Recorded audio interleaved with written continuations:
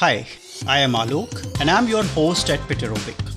Welcome to FitnessProChat, the podcast by Fiterobic. Welcome to FitnessProChat by Fiterobic. If you're looking to improve your health and well-being to lead a healthy, fit, and fulfilling life, whether you're an amateur or a professional athlete, this podcast is for you. Good morning, good afternoon, and good evening to all of you.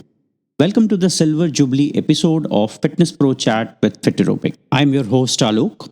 And today we are diving into the celebration of 25 incredible episodes. First and foremost, a heartfelt thank you to each and every one of you who has been part of this journey. Your support has been the driving force behind our success. Now, let's make this 25th episode a memorable one.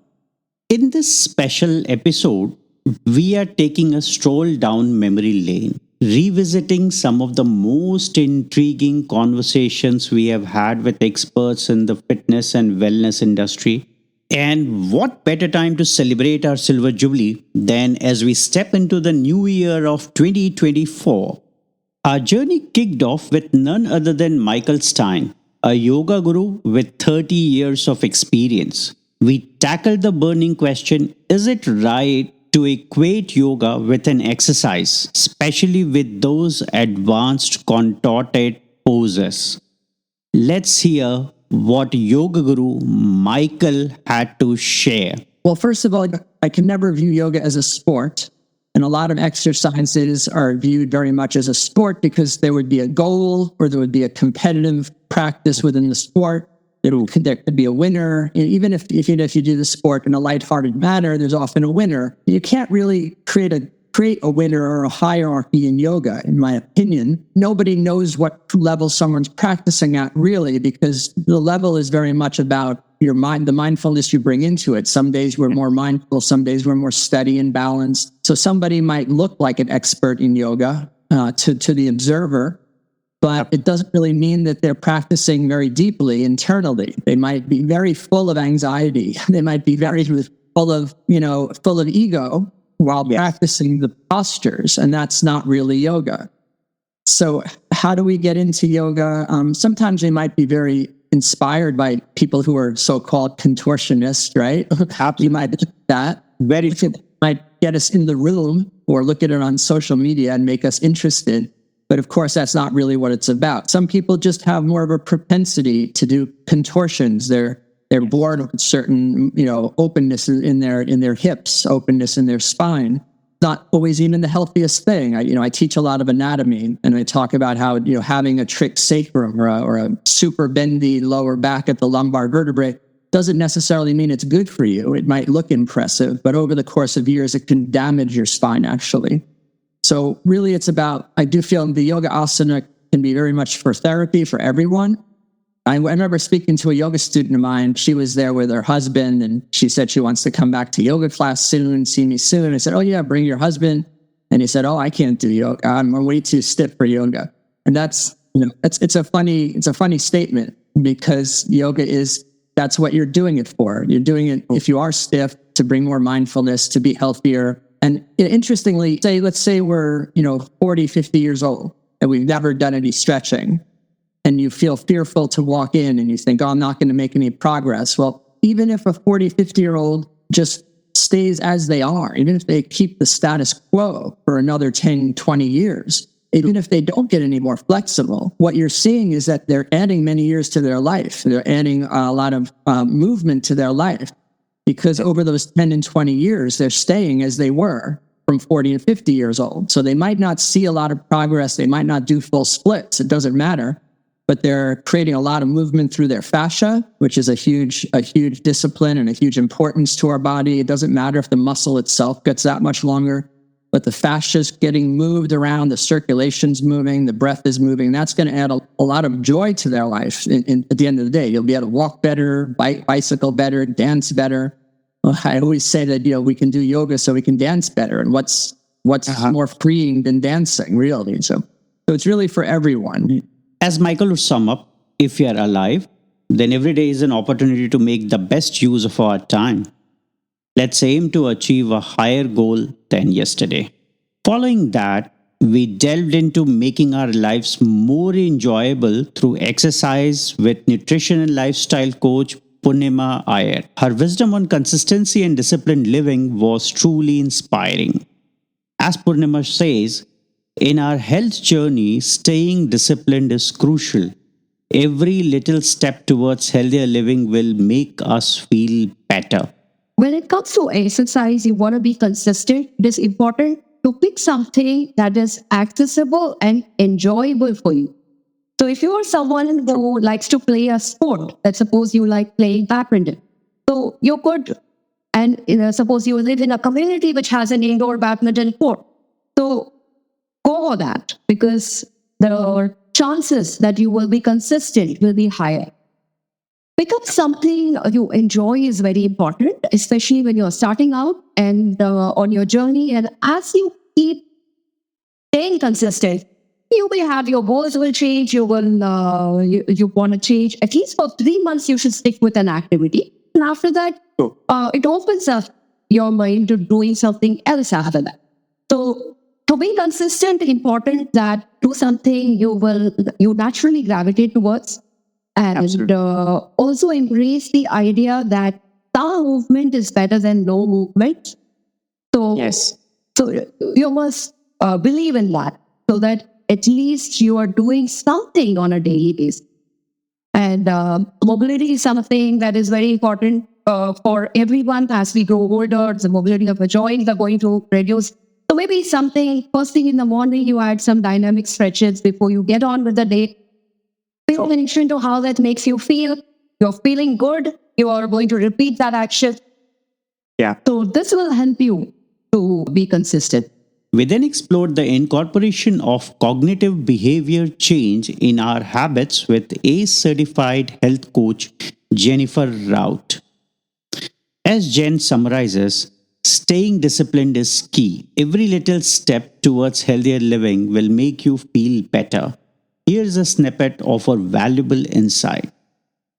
Doubting and not trusting ourselves can send any athlete into a cycle of performance anxiety and decreases our potential in a sport.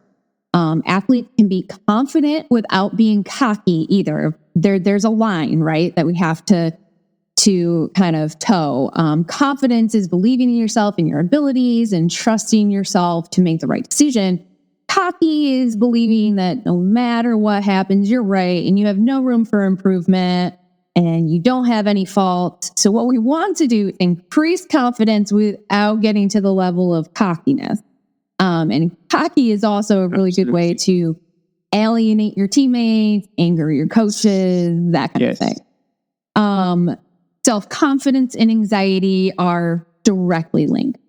And if an athlete has a lot of anxiety, their confidence level does lower. And if they don't have self-confidence, then they will have increased anxiety. Much of this CBT that is used for stress and anxiety will also bolster confidence in an athlete. So meditation, breathing techniques, fear exposures, visualization can all help boost self-confidence. One of the most crucial discussions that we had was on overcoming plateaus with Nicole Golden. Nicole is a founder at FWF Wellness and National Academy of Sports Medicine NASA Master Trainer. Nicole puts it as, plateau is an opportunity for growth. We should keep pushing ourselves till we reach our goal. Let's hear from Nicole. So remember the principle of specificity, right? The body is going to adapt to what you do. Essentially, no matter what routine you're doing, your body is going to adapt to it. So if you do the same number of sets, the same number of reps, the same volumes, the same number of times per week, your muscle is going to adapt to that and you won't be using progressive overload anymore. So to break the plateau, you have to change some of those things. You either have to increase your loads, you have to increase your sets, you have to increase your reps, or you have to increase your frequencies to continue to gain more muscle. One of the ways that the National Academy of Sports Medicine recommends breaking a plateau, and if you've looked at this before, is alternating between a hypertrophy and strength phase. So perhaps you're doing the hypertrophy range. We're talking about maybe 3 sets, 4 sets, 6 to 12 reps, sometimes even up to 20 can be acceptable. And then instead of doing that for a little while, switch to low reps. So like the 3 to 6 rep range with high loads, 85% to 100%, depending on how many reps per set. So very heavy loads. And what that allows is for a neurologic adaptation, and what will allow you to lift heavier weights in your next hypertrophy phase, allowing for more growth. So that is a strategy called periodization. So we do that all the time. That's actually the ideal way to train. So perhaps you want to train for hypertrophy for, let's say, they call them mesocycles, 2 mesocycles, so we'll say about 8 weeks, and then do 1 mesocycle of strength with deloading in between.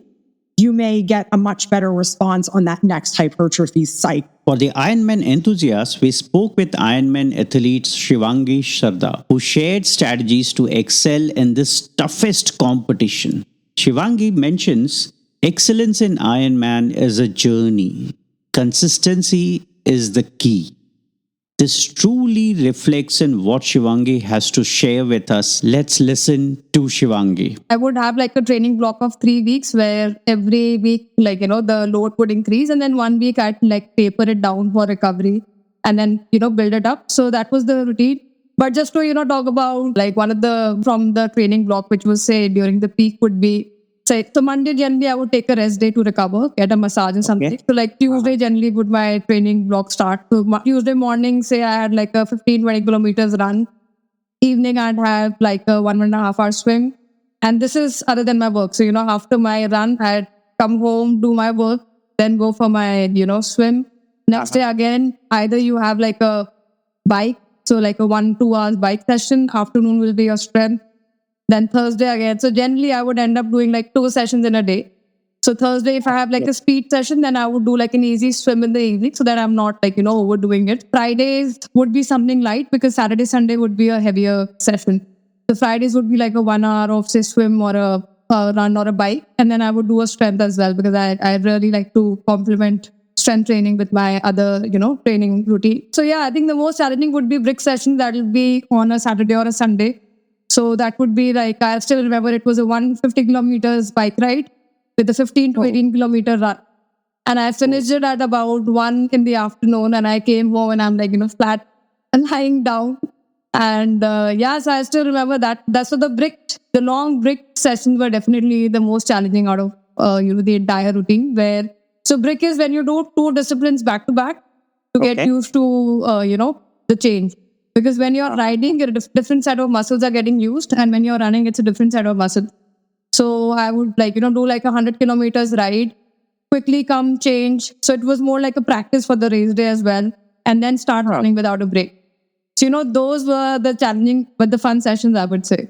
And how can we miss the stress myths that were unraveled by Douglas Mulhall? Stress is a common part of our lives, and we explored its myths and management with environmental health expert Douglas Mulhall. As Douglas mentions, understanding stress is the first step to managing it effectively and living longer. Douglas shared insightful experiences with all of us, helping us to plan for longevity. Let's lend our ears to him. That is what these hidden stresses are doing to us. And especially people who are athletically inclined need to find ways of minimizing that problem. And that's what this is all about. So are these enough to increase our longevity? They are enough to increase average longevity. A lot of studies have shown that the human body is capable for going on for a couple of 100 years. And the fact that some species of whale and shark already live that long is proof of that.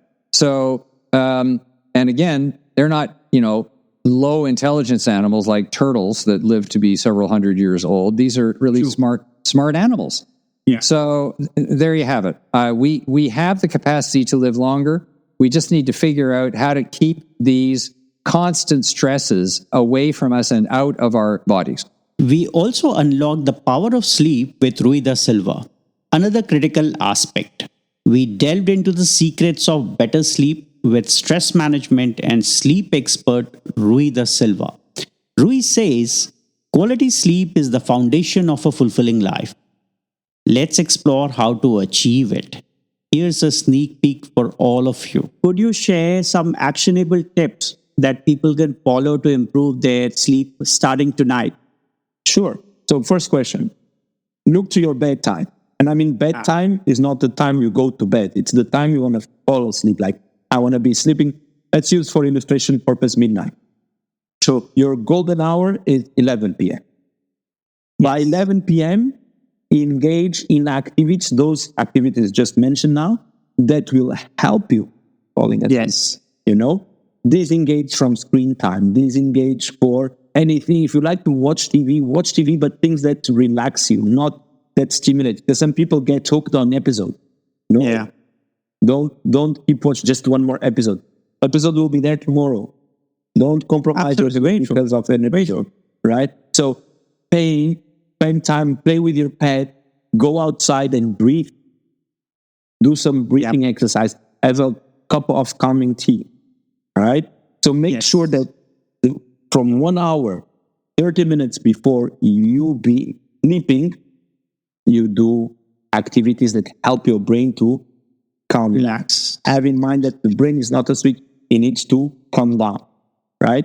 Second thing, if you go to bed and in more than 5 minutes, 10 minutes, 20 minutes, the line, half order, and you're not able to fall asleep, leave bed. Don't stay in bed trying to fall asleep, because it's not going to happen. What's going to happen is that your mental stress and your emotional stress is going to build up in your body. You start going to feel more guilt and frustrated and anger, and that's going to increase your stress level. That's exactly what you need to do.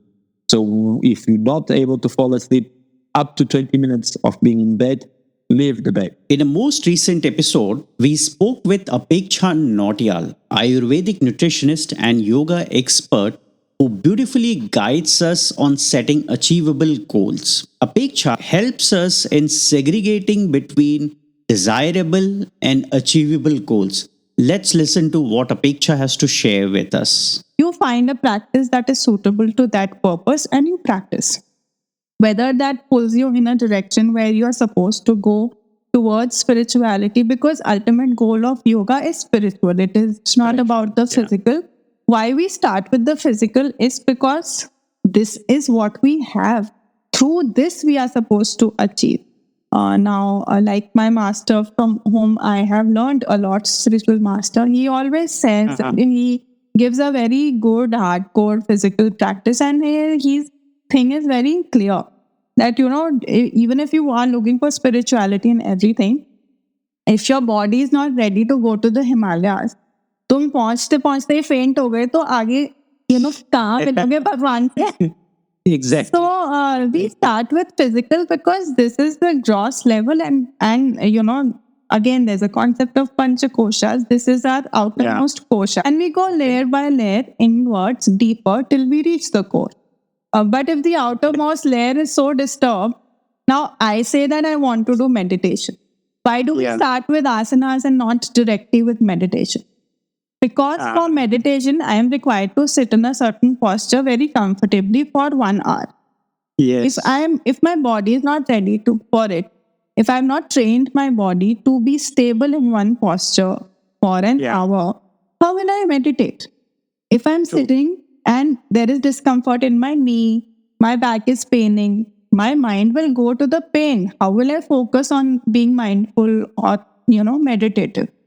So there is a reason why everything is working together, and there is a reason why we start with the physical, and it's absolutely normal. So in a proper yogic practice, you first start with cleansing activities. There are more Shuddhi Kriyas required now in today's date, because on a daily basis, you're inhaling so much of pollution that there are impurities in your body. So if you don't clear them, how will the pranic energy flow? You got a lot of blockages inside.